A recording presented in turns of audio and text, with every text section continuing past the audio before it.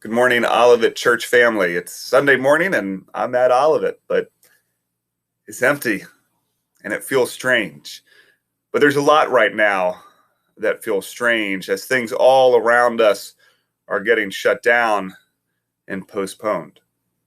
And so, after careful thought and prayer, the Olivet session and church leadership has made the decision to suspend worship for the next 3 weeks and all in-person gatherings through April 1st.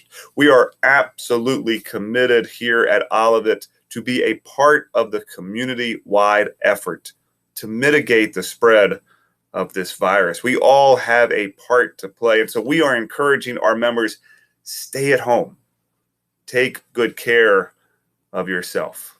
Now, there's a lot being canceled, and it just feels like the world is getting turned upside down. I mean, March Madness got canceled. If I'm being honest, it's my favorite time of year is watching the end of the college basketball season. School is closed. Worship services are not taking place. It's a difficult time. But you know what? There's a lot that is not getting canceled. You know what's not being canceled? Reading a good book, taking a nap, enjoying a hot cup of tea or a mug of coffee. You know what else is not being canceled? Picking up your phone, calling your neighbor, calling an old friend, calling a church member to check in to see how they're doing, to pray with them. You know what else is not being canceled? Writing a card, sending it off. Let people know that you are thinking of them during this time. Hospitality, love, grace are not being canceled, nor will they ever be canceled.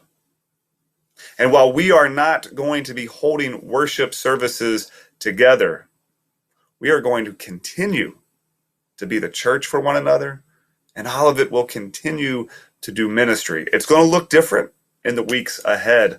And the staff, we are already thinking about creative ways to stay connected to one another. There's a Sunday school class meeting this morning using Zoom. We plan to continue our Wednesday Lenten studies. Next week, we're going to live stream worship.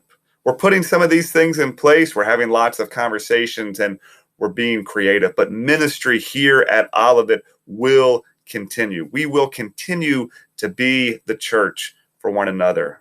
And we need your help with that. I've heard from a number of you all who are low risk and want to help others who are higher risk because of this virus. I've heard from a number of you who have said, call on me and I'll pick up groceries. I'll run errands.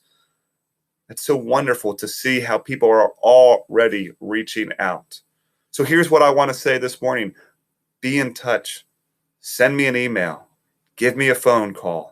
Reach out to deacons, to elders within the community. Be in touch with one another. If you have needs, or if you know of someone who is struggling and needs help, reach out, because we're going to continue to support one another through this. You know, it's interesting that our Lenten theme this year is in the wilderness. Let's see if I can hold that up. Into the wilderness. And we preached a whole sermon about this on March 1st, about the wilderness, about how, like Jesus, we are called to confront the wilderness. Feels like we're in a time of wilderness right now. We are called to enter into the wilderness because the wilderness shapes us, it forms us, and it's in the wilderness that we are keenly aware of our need for God. And if we allow ourselves to listen, we can sense God's presence. We can hear God speak. Friends, there are a lot of things that I don't have the answers to. I'm not sure what tomorrow holds. I'm not sure what lies ahead in these challenging times. But what I do know is that God is present.